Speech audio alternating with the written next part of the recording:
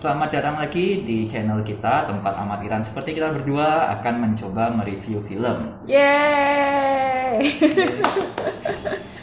Aku Mania Amatiran 1 dan teman aku Aldio Amatiran 2. Hari ini kita bakal review Apa? The House yang lagi streaming di Netflix. Yeay. Ya. Kenapa sih kita tumben bahas film ini? Atau ini gara-gara aku sih. Aku tuh ngeliat banyak review oke di Letterboxd. Terus akhirnya aku tuh penasaran. Dan kayak nge-share ke kamu gitu. Terus kita kayak apa? Ya, aku pertama kali tahu duluan sih. Aku udah ngeliat trailernya dulu. Cuma kayaknya tuh 2021 kan? 21. Iya. Menjelang akhir itu aku ngeliat trailernya terus, wah, kok menantang sekali filmnya. The House ini kan termasuk film animasi dewasa ya. Itu animasi yang tekniknya stop motion gitu ya? Animasi yang target audiensnya khusus untuk orang dewasa. Oke. Ada genre seperti itu. Kalau kamu tahu, pernah nonton Sausage Party? Nggak pernah, tapi aku tahu. Itu Seth Rogen nggak sih? Nah itu juga sama. Itu juga buat animasi tapi khusus untuk orang dewasa ya. Jadi termasuk jarang sih, karena jarang nih jadinya aku ya termasuk penasaran juga gimana sih The House ini. Jadi The House ini ceritanya tentang sebuah rumah di 3 waktu dan tempat yang berbeda. Walaupun ceritanya berbeda-beda, tapi ada satu tema yang menghubungkan cerita satu sama lainnya, yaitu materialistic value. Rumah ini simbolisme ya, secara nggak langsung ya. Simbolisme dan jadi plot cerita utama loh. Yes. Jadi, karena semuanya terjadi di The House. Rumah yang sama. Betul. Sebelum kita bahas film ini, akan ada warning, kita akan bahas full spoiler ya. Yes, Jadi betul. yang belum nonton, kalau kalian nggak mau nonton ya boleh nonton review kita dulu baru nonton filmnya. Kalau kalian nggak mau kena spoiler, silahkan nonton filmnya dulu. Recommended.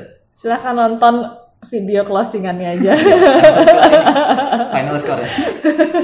Chapter yang pertama ini menurut aku tuh adalah yang nge-set moodnya. Awal terjadinya, awal mulanya The rumah. House, betul. Jadi chapter pertama ini kita ketemu sama sebuah keluarga yang sederhana, yang ceritanya tuh mereka tuh mau ada dikunjungin sama saudaranya dari jauh gitu.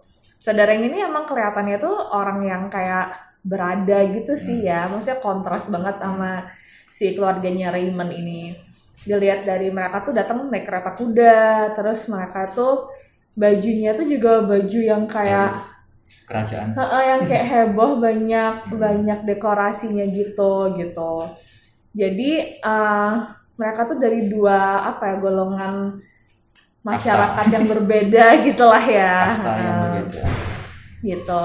Nah, ceritanya saudara-saudara yang berkunjung ini tuh mereka tuh ngejelek-jelekin si keluarga Raymond yang emang sederhana ini, mulai dari kayak rumahnya kayak katanya itu tuh becek lah, terus kayak kecil lah gitu, terus yang anak-anaknya itu tuh perempuan semua, karena di masa itu tuh anak perempuan itu tuh dinilai kayak nggak bisa mengangkat harkat keluarga gitu loh, seperti itu. Sampai akhirnya mungkin si Raymond ini tuh lumayan kesel ya kan, diajak terus-terusan. Dia tuh mabuk-mabukan, jalan di hutan sendirian, dan ketemu tokoh antagonis kita. Aku deg-degan ngomong namanya. Siapa namanya? Ketemu Van Schoonbeek. kurang Dutch. Tuh Van Schoonbeek yang nanti itu akhirnya mengubah hidupnya keluarganya Raymond. Mengubah hidup ya. Ya, semuanya tanda petik di sini. The House tanda petik, mengubah tanda petik. Ya, menurutku Raymond ini kan kepala keluarga ya. Kepala keluarga di mana keluarganya itu bisa dikategorikan miskin. Ya, mungkin. Sebenarnya kayak sederhana gitu sih, cukupan lah ya. Ya, jadi waktu dia didatangi sama keluarga itu dia sakit hati banget sih. Itu kelihatan banget. Terutama dia juga statusnya sebagai kepala keluarga kan bolak-balik dihina atau sama si keluarga. Dan disamain nama ayahnya itu. Terus ayahnya si Raymond kan juga dijelek-jelekin. Nah dari situ kan juga kelihatan banget si Raymondnya ini kan kayak nggak terima. Nah akhirnya ya karena stres itu ya akhirnya dia ketemu si si antagonis itu manggilnya Van aja kayak aku. nah, ketemu si Van itu terus dia karena si Van ini menawarkan jalan keluar yang gampang, akhirnya Raymond ini terpikat karena ya dia tidak mau dihina terus-terusan. Akhirnya si Raymond dan istrinya Patty ini setuju dengan si Van ini menawarkan kalau dia akan membuat rumah baru dengan syarat si keluarga Raymond nih harus pindah di sana. Udah itu aja syaratnya dan itu ya jelas syarat yang gampang banget. Iya, maksudnya kelihatan kayak enak di depan gitu loh. Dan kelihatan mencurigakan banget. Iya, kalau aku sih curiga ya, kayak nothing is free in this world. Si Raymond dan si istrinya ini masih polos banget, langsung jadi setujui dan setelah pindah rumah mulailah ada beberapa hal aneh tentunya. Tapi emang hawa-hawanya si Van Schoenbeek ini tuh emang dari awal tuh aku yakin niatnya tuh emang manfaatin keluarganya si Raymond. Karena dari ketawanya aja kamu tahu dia tuh orang jahat, ya nggak sih? Kalau kalian nonton tuh ya nggak mungkin kalian berpikir si Van Schoenbeek ini adalah orang baik yang ikhlas menolong. Iya makanya, bukan. Terus aku juga notice dari awal itu kayak di scene awal tuh kan kelihatan Mabel tuh lagi main sama dollhouse ya kan. Mabel ini anaknya Raymond sama Patty.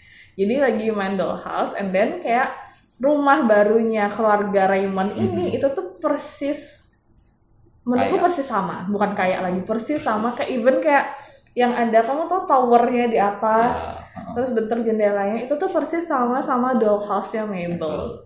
Dan aku ngerasa kayak oh ya ini mungkin salah satu dari Easter egg ya, kayak penggambaran kalau si keluarga Raymond ini tuh jadi bonekanya si Van Schoenbeek. Yes. Nah, mungkin pas itu juga si dollhouse-nya kan kasusnya kan dia terbakar dulu, terus baru rumah aslinya terbakar. Ya film ini banyak banget sih, chapter ini banyak banget simbolismenya di sini, kayak mungkin adegan ibunya yang tanpa henti menjahit, terus sampai dia ketiduran pun masih bisa menjahit. Terus bapaknya juga yang bolak-balik hidupin tungku rapian. Sebenarnya tuh kayak rada sedih juga sih, semacam kayak bapaknya tuh kenapa selalu hidupin perapian tuh kan karena kalau di rumah lama itu nggak bisa ya dia. Di rumah lama itu bisa, cuman kayak biasanya tuh mereka tuh kayak spending time together, makanya dia tuh ngidupin perapian.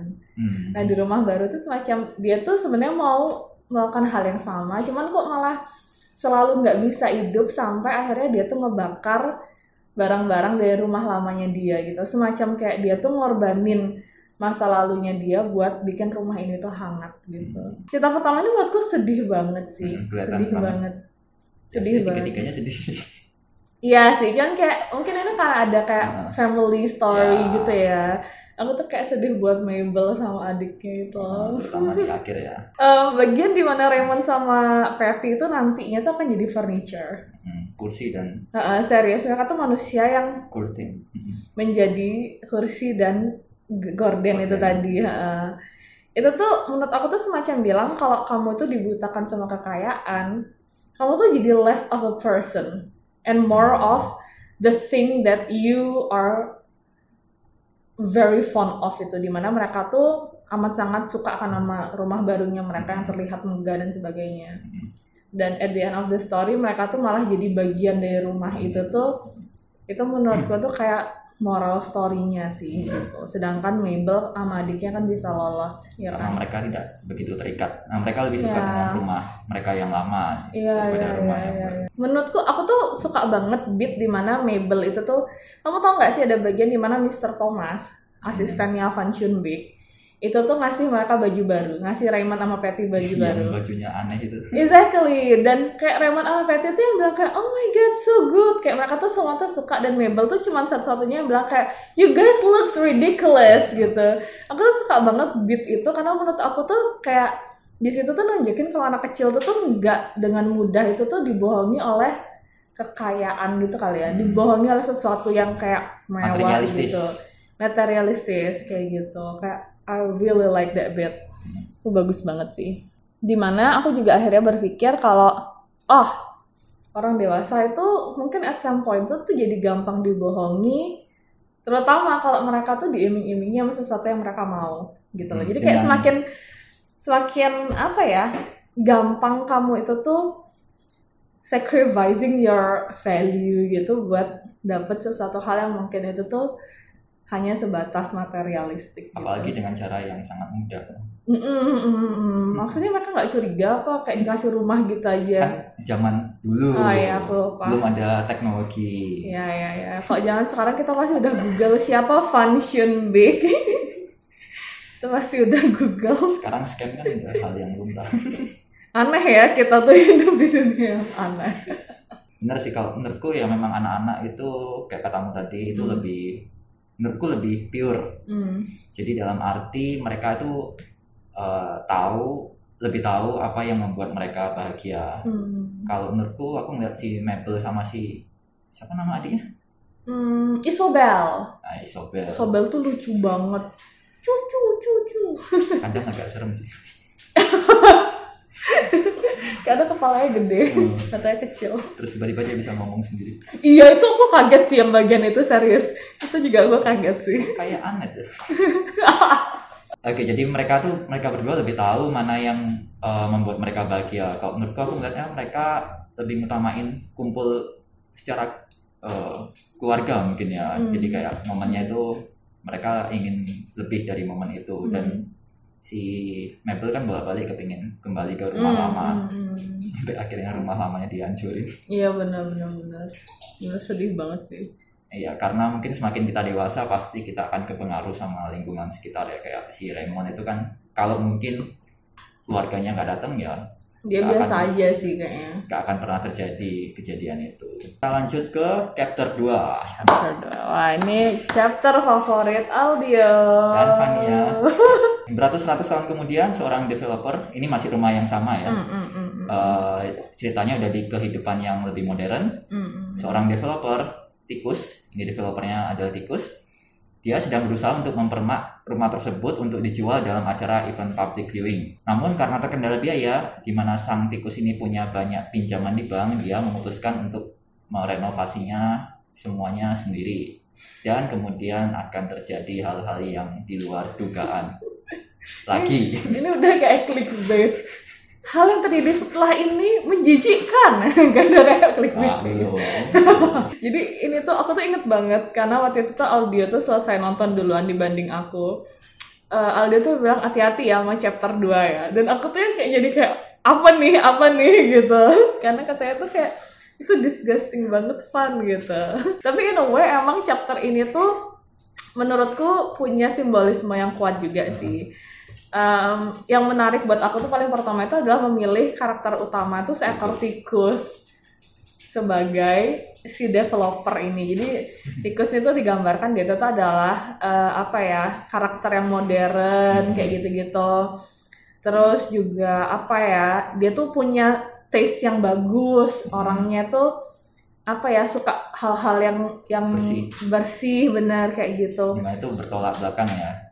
Bertolak belakang sama ya dengan ininya toh. Dengan nature-nya dia di kehidupan kita. Kalau di kehidupan kita kan tikus tuh biasanya tuh kayak identiknya tuh kayak sama hama, terus mungkin kayak lingkungan tinggalnya juga nggak bersih kayak gitu kan. Jadi menurutku tuh menarik sih dia tuh memilih tikus sebagai si karakter utama. Dan serangga itu tuh sebagai counternya si tikus ini. Sebagai sebagai musuh lah ya bisa dibilang gitu. Yang gangguin si tikus ini gitu. Nah dua-duanya kan sebenarnya hama nih, tikus sama serangga ini. Jadi kayak menurutku tuh ini adalah dari pemilihan karakternya itu udah menarik banget sih. Dan ternyata ceritanya itu tuh mereka tuh berusaha membasmi satu sama lain. Semakin si tikus ini tuh berusaha buat ngebersihin mereka, larva-larvanya tuh malah makin banyak gitu. Kok kita nge-review juga masih keinget jijiknya. Itu yang di lemari dapur itu loh. Yang pas ada scene yang pas si tikus nih buka lemari terus itu tuh penuh serangga larva.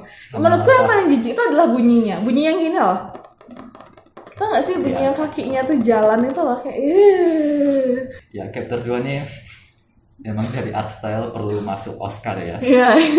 Sebagai kategori most disturbing animation. Aku sebagai orang yang benci serangga itu sebenarnya nggak benci banget sih.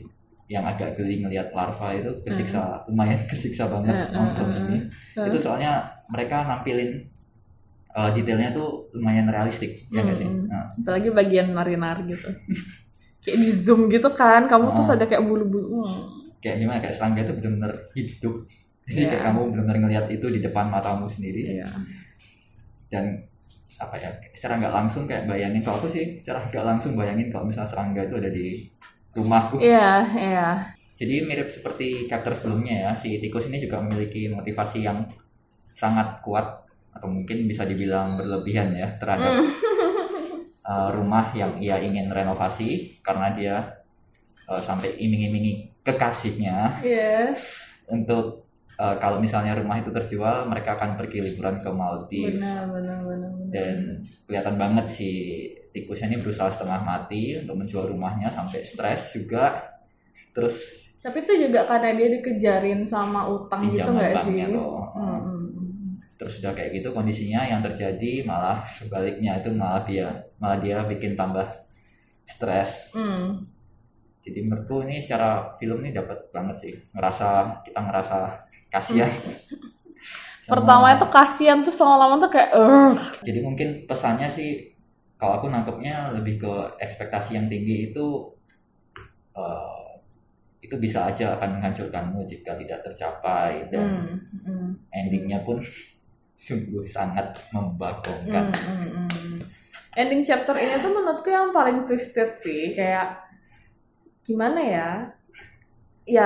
ya satu nggak nyangka, kedua tuh kayak itu tuh amat sangat low gitu loh buat karakter itu jatuh ke situ tuh, jatuh yang kayak sangat dalam, low banget menurutku. Dan apa ya that's the thing ya, kayak aku tuh I don't know how to feel about the movie. Itu aja nonton sendiri ya. Kayak semacam kamu tuh nggak bisa kasihan, karena kayak semacam ya itu tuh terjadi karena satu alasan gitu loh. Jadi kayak semacam apa ya bayangin aja si tikus yang di awal itu tuh digambarin sebagai karakter yang modern, berkelas, ya kan. Terus dia tuh kembali lagi ke nature-nya jadi hama dan tinggalnya tuh digorong-gorong. Iya. Ya aku nggak nyangka tuh tamunya sih. Itu aku kayak jijik banget. Gak tamunya. Dari awal aku tuh curiga ya, tamunya yang jadi parasit itu adalah bugs. Iya benar, soalnya mereka tuh mirip banget kan bentukannya gitu. Aku tuh udah curiga. Terus tapi ternyata ini kayaknya mereka itu deh mutasi. Aku sempat baca-baca di beberapa penjelasan itu mereka adalah mutasi bugnya itu. Ya. Oh my god, tuh kan aku bilang apa mereka tuh perang satu sama lain. Terus ending kayak mungkin kalau dikasih obat hama itu mereka jadi bermutasi jadi kayak gitu. Ya, ada yang bilang kayak gitu. Oh my god. Aku kira pas mereka si tikus itu kan sempat masuk rumah sakit, ceritanya kolaps. Terus dia kan dijemput sama si keluarga barunya itu toh. Di mana itu adalah serangganya itu. Terus mereka kan si tikus ini kan disambut. Kayak semacam welcome party.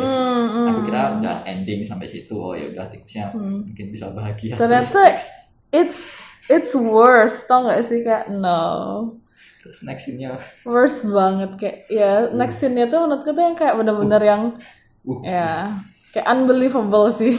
Kembali lagi sih ini karena saking ngebetnya dapat banyak uang ya. I think kayak ini tuh semacam, aku nggak tahu sih apakah ini karma atau bukan. Tapi apa ya, si tikus ini emang lebih konsen buat memoles tanpa keluarnya rumah itu loh, dibanding sama benerin sisi fundamentalnya rumah. Kayak ada yang bocel-bocel, tuh kan ada tembok yang bocel, dia cuman kayak apa sih pokoknya tuh kayak semacam nggak bener lah, cuman kayak ditutup-tutupin aja biar nggak kelihatan kalau rumahnya itu tuh sebenarnya itu tuh nggak oke, dalam kondisi yang nggak oke, terus ada hamanya kayak gitu-gitu. Terus dia berapa kali praktek teknologi gagal loh. Iya. Yang masak itu gagal. Terus karena dia tuh lebih concernnya itu tuh ngasih lihat ini loh, kayak ini tuh terbaru, mutakhir kayak gitu-gitu, rather than kayak dia tuh ngejual rumah sebagai ini tuh kayak adalah tempat yang kayak bersih lah, kamu tinggal di sini tuh solid dan sebagainya gitu. Makanya mungkin orang-orang nggak selalu tertarik ya, karena yang dijual tuh cuman kayak lampu-lampu terus akuarium kayak gitu loh. Makanya yang tertarik cuma itu. Iya, serangganya itu benar. Setelah chapter 2 yang itu ya, yang amat sangat menguras emosi dan tenaga, di chapter 3 ini kita tuh dapat semacam kayak closure gitu. Kayak kita udah menderita, terus akhirnya dikasih yang lebih baik, dengan tone yang lebih baik.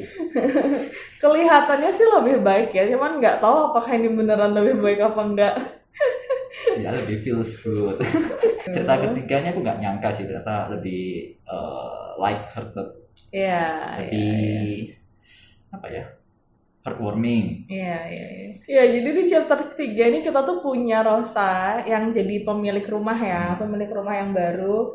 Ini tuh kayaknya tuh setting waktunya tuh Udah jauh di depan karena terlihat itu tuh, aku nggak tahu sih, ini sebenarnya nggak dijelaskan kan di filmnya kan, cuman terlihat bumi itu tuh kayak bukan tempat yang layak lagi ditinggali gitu loh, dengan kayak naiknya apa sih namanya, permukaan air kayak gitu-gitu, terus kayak banyak polusi dan kabut dan sebagainya. Nah, si Rosa ini tuh ceritanya tuh nyewain kamar-kamar kosong di rumah itu sebagai apartemen gitu. Cuman dia tuh malah jadi inangnya 2 parasit nih. 2 parasit tuh adalah temennya dia yang nggak pernah bayar sewa.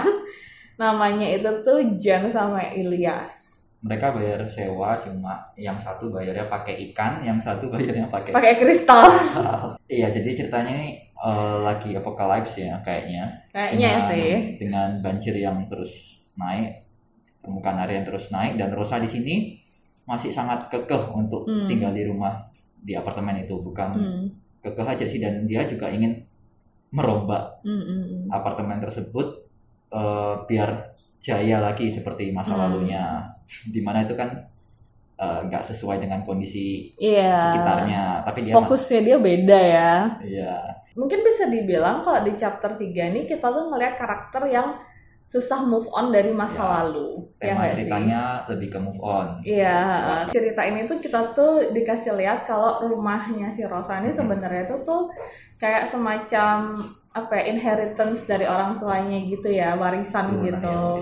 Makanya dia tuh kayak apa ya, di saat orang-orang itu tuh berusaha pergi ke tempat yang lebih baik, dia tuh pengennya tuh malah ngerenov rumahnya itu. Nah, aku tuh suka banget ada satu karakter di cerita ini, itu namanya Cosmos. Dia tuh jadi semacam spell breaker-nya si Rosa. Karena dia itu tuh nggak punya hubungan apapun dengan rumah itu. Dia tuh kayak semacam karakter dari luar, petualang gitu nggak sih? Dia tuh kayak traveling around the world gitu lah ya. Dan mampir ke rumahnya Rosa itu dia tuh kayak jadi mesayah gitu loh, kayak pembawa kabar. Dan si Rosa ini mau nggak mau akhirnya harus buka mata pelan-pelan kalau apa ya, kondisinya itu tuh emang udah nggak memungkinkan buat stay di rumah itu ya nggak sih? Dia yang bawa perubahan bukan untuk Rosa aja sih, tapi ke buat temen-temennya juga ya. Temennya juga. Suka sama semua karakter yang di sini sih. Karakternya kan cuma ada 4 ya di sini. Menurutku tapi mereka punya porsi dan penting peran, dampak yang penting untuk si Rosa itu, baik dari si Ilyas, si Jen ataupun si Cosmos itu semua punya andil dalam perubahan yang dialami Rosa nanti di akhir. Itu yang aku paling suka sih di film ini. Tone awalnya memang sedih ya, tapi aku suka sama endingnya sih. Itu memang tipikal sih sebenarnya. Mungkin bisa kalian tebak, cuma aku suka aja sih. Jadi kayak Rosa tuh bisa benar-benar membuka lembaran baru, dia akhirnya berhasil move on. Dan seneng aja sih akhirnya dia bisa bersama teman-temannya bisa membuka lembaran baru. Gak tahu gimana nasibnya mereka akhir, yang penting mereka udah berani untuk move on. Itu aku suka sih. Tapi ada loh sebenarnya tuh yang berpendapat kalau Rosa itu sebenarnya tuh bukan move on karena rumah. Exactly. Jadi semacam kayak teman-teman yang lain itu tuh kan akhirnya tuh ninggalin rumahnya itu tuh dengan naik perahu kan, kayak cari daratan lain gitulah ya, cari komunitas lain. Nah, si Rosa ini at the end itu aku nggak tahu ya si Cosmos nih ngapain sampai akhirnya rumahnya ini tuh bisa bisa jalan di air gitu loh. Jadi perahu kayak kapal pesiar itu. Iya, exactly. So basically itu Rosa itu tuh di akhirnya itu tuh Dia itu memang pindah dari tempat rumahnya itu, tapi dengan membawa rumahnya tuh, bingung nggak kamu? Ya nggak sih? Jadi kayak setengah move on gitu Iya, aslinya. setengah move on. Jadi sebenarnya dia tuh belum sepenuhnya tuh let go dengan rumah itu, cuman memang dia tuh sudah berpindah tempat. Gitu. Tapi mungkin aku kayak fine ya dengan ending kayak gitu. Secara kayak 2 cerita sebelumnya tuh aku tuh yang benar-benar kayak Nyesek. exactly. Jadi kayak for once aku tuh happy banget dapet ending yang kayak gini gitu loh. Untung penataannya di akhir ya. Iya Coba benar. Yang chapter 2 tuh dipindah ke akhir. Nah. Aku ngerasa emang film ini tuh nggak berusaha jadi kayak Black Mirror gitu. So kayak endingnya Rosa ini menurut gue tuh adalah ending yang kayak semacam masih open to representation menurutku. Cuman juga apa ya, kayak semacam ngasih kelegaan gitu loh ke kita yang nonton. Yang setelah disiksa dengan 2 chapter sebelumnya. Exactly. Nah kalau ngomongin visual ya, menurutku visualnya chapter 1 tuh paling kuat sih di antara semuanya. Visual tuh in term of kayak visual design. Visual tuh kayak karakter desainnya itu loh menurutku yang kuat banget. Kan cerita pertama ini kan punya hawa-hawa yang kayak iri itu kayak semacam mistik gitu loh, mistis kayak gitu-gitu. Klasik horor gak sih? Kayak klasik horor, terus kayak twisted juga. Kayak kamu bayangin aja, kayak apa ya? Karakternya sendiri tuh udah yang kayak kepalanya tuh gede, matanya tuh kecil, hidungnya kecil. Jadi kayak itu sendiri tuh udah kayak kelihatan horor gitu loh menurutku. Dari desain karakternya Dari sendiri. desain karakternya aja, terus ditambah lagi emang suasananya yang cerita pertama itu yang kayak sedikit dialog, lebih banyak kayak ke apa ya, kayak scoring yang kayak nambahin hawa-hawa serem gitu sih. Aku khawatir ada jump scare aja, ternyata beneran ada. Jump scare-nya function big. Ya emang creepy banget sih. Masih kalau yang cerita pertama tuh menurutku creepy horror klasik itu tuh dapet banget menurutku. Kalau cerita kedua kan mungkin lebih kayak disgusting gitu kan. Gitu. Kalau cerita ketiga tuh feel good lah, jadi kayak lebih ke modern. Cuman favorit aku mungkin secara visual itu tuh yang pertama sih. Ya aku tuh salut itu tuh mereka tuh punya detail yang meticulous. Jadi semacam, kamu tau nggak yang kayak misalnya abis tidur terus mereka bangun dan rambutnya tuh kelihatan berantakan sebelah, bad head kayak gitu-gitu.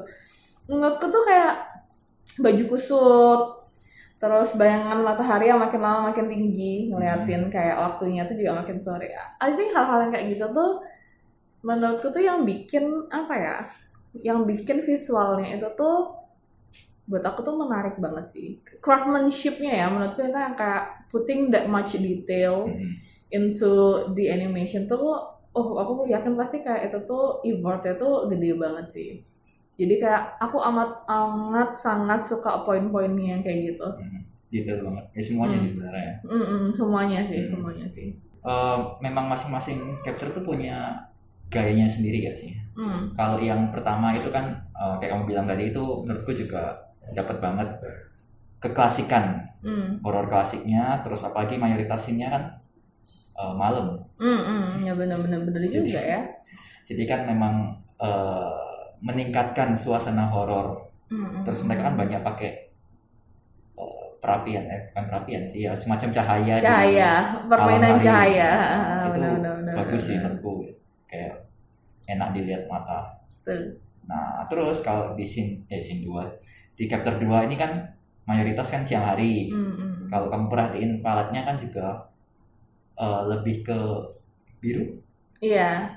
Menurutku warnanya itu tuh yang kayak semacam kalau kamu tuh screen laptop itu brightness-nya tuh yang paling tinggi. Menurutku tuh yang cerita kedua tuh kayak gitu. Jadi kayak yang benar-benar mungkin memperlihatkan tuh modern banget ya. Jadi kayak dominasi warna so putih. Bright. Iya benar. Putih dan hitam. Iya. Jadi mereka memang nggak banyak warna di sana karena menonjolkan sisi uniknya. Sementara yang ketiga menurutku mungkin lebih netral ya, mungkin nggak seberapa. Almost dreamy for me. Ya karena takutnya toh. Yeah. Mayoritas kan scene-nya harusnya itu mayoritas siang hari kalau menurutku ya nggak sih? Iya benar.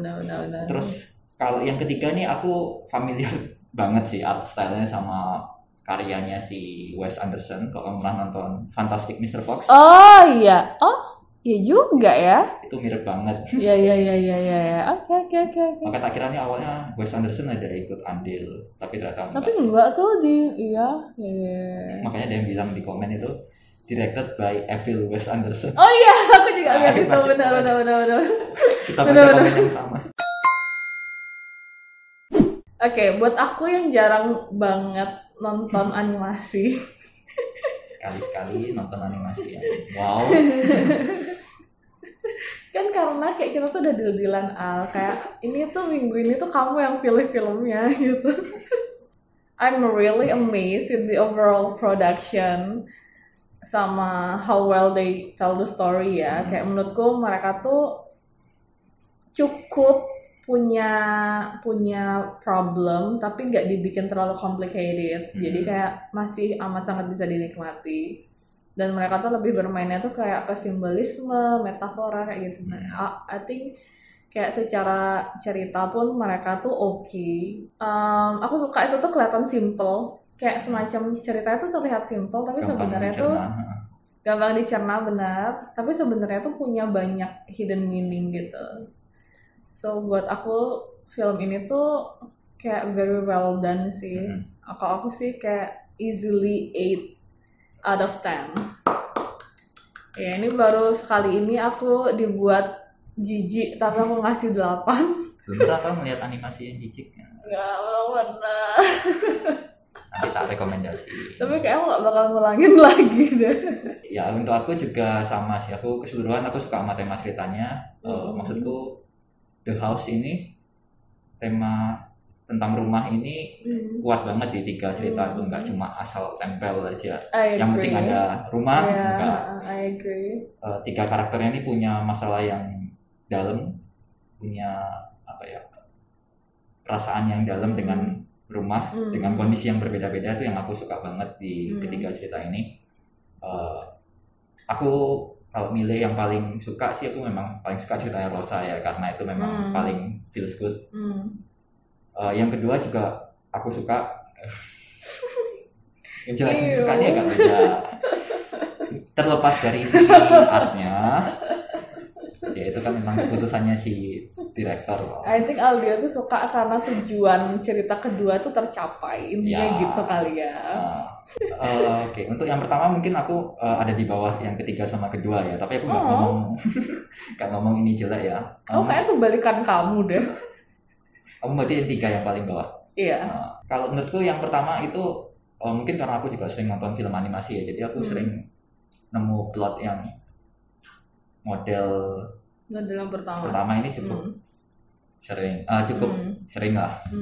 Jadi mungkin nggak, elemen surprise-nya itu nggak seberapa dapet. Jadi aku begitu tahu si Van Sunbeek ini ngasih rumah secara gratis itu pasti sesuatu. Orang tuanya, kalau aku dulu mikirnya orang tuanya nggak selamat, ternyata beneran. Iya. Cuma mungkin aku keluhanku di yang pertama ini banyak yang nggak dijelasin aja sih. Karena kan tipenya yang film pertama ini lebih ke open plot ya. Jadi maksudnya kita nggak tahu sebenarnya motifnya si Van Sunbeek nih apa sih dengan menjadikan orang tuanya si Mabel kayak gitu, terus ataupun backgroundnya dia yang lain. Ya itu aja sih, itu cuma pribadi aja. Tapi secara keseluruhan ya tetap aku suka sih sama yang pertama. I think kalau aku boleh ngasih pendapat aku buat cerita pertama, si Van Sunbeek itu tuh basically a psychopath. Dia tuh semacam kayak predator gitu loh. Jadi emang aku ngerasa ya kayak kan Mr. Thomas, asistennya Van Sunbeek kan suka bilang kayak kalian tuh nggak perlu bayar apa-apa, kayak uang itu bukan masalah buat Van Sunbeek gitu. Jadi kayak aku ngerasa semacam kayak kalau misalnya orang tuh udah amat sangat kaya. Ini again ya, kayak ada hubungannya sama materialistis menurutku.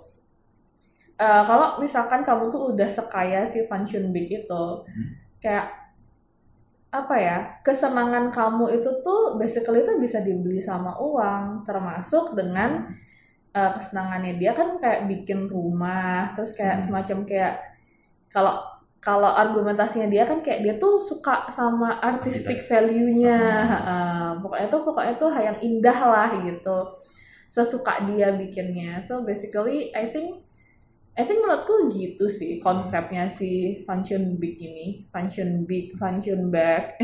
Mungkin kayak misalnya dia suka merubah susunan rumah, terus ngubah lorong, tangganya dihapus, itu aku juga nggak seberapa paham sih. I think it's one of his games sih, semacam kayak karena sekarang ceritanya istilahnya victimnya dia kan udah di dalam rumah ini kan. Nah dia tuh he wants to play.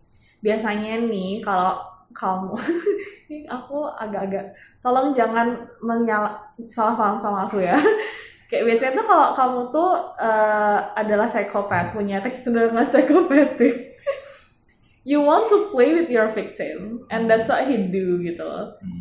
Jadi semacam karena dia tuh orangnya tuh terlihat sangat narsistik, terus kayak entitled, dan dia juga orang yang percaya diri. I think setelah dia ngasih rumahnya itu tuh emang dari awal rencananya dia tuh adalah he will play around with the family gitu. Salah satunya dengan ngasih kayak baju, terus kayak perabotan yang lama disuruh dibakar dan sebagainya. Kayak dia tuh cuma pengen tahu seberapa besar dia tuh bisa mengendalikan hidupnya orang. Kayak gitu sih. Sama dia juga seorang magician berarti, karena dia bisa berubah. Maybe ya. Nah itu yang kayak bagian mungkin yang kita nggak akan pernah tahu ya. Minim banget soal dijelasin sih. Soal dia orangnya ini sih misterius. Cuma muncul berapa detik. Mukanya dia kayak bayang-bayangan gitu kan. Sekali yang muncul jump scare. Setelah aku hitung berarti rata-rata aku ngasih film ini sama kayak kamu, aku ngasih nilai 8. Tumben kita samaan. Sepakat. Patut ditonton kalau kalian mau nyoba gaya animasi yang beda. Kalau misalnya kalian bosen nonton animasinya Disney yang fun-fun aja, betul. Pixar yang positif aja, sekali-sekali mau nonton yang negatif udah haus. Itu namanya balance life ya. Hidup harus balance ya. Ya apa sih kayak ya, tapi ini kayaknya better jangan nonton sama anak-anak dulu ya, karena again this is for adult ya. Jangan coba-coba ya, jangan coba-coba sama anak. Ya bukan gitu maksudnya. Ya wes, kalau kalian suka sama review kita, please engage, please leave comment, bisa juga ngasih thumbs up. Jangan thumbs down, no, it ain't cool. Boleh juga subscribe karena kita suka nge-review film. Karena kita kalau nge-review film itu suka-suka aja. Tergantung mood. Sama rasanya tahun ini tuh banyak film-film yang menarik ya buat ditungguin ya. Terutama pertengahan tahun. Terutama itu The Batman. Ya wes, baiklah. Sampai ketemu lagi teman-teman. Bye-bye. Sampai jumpa di video berikutnya.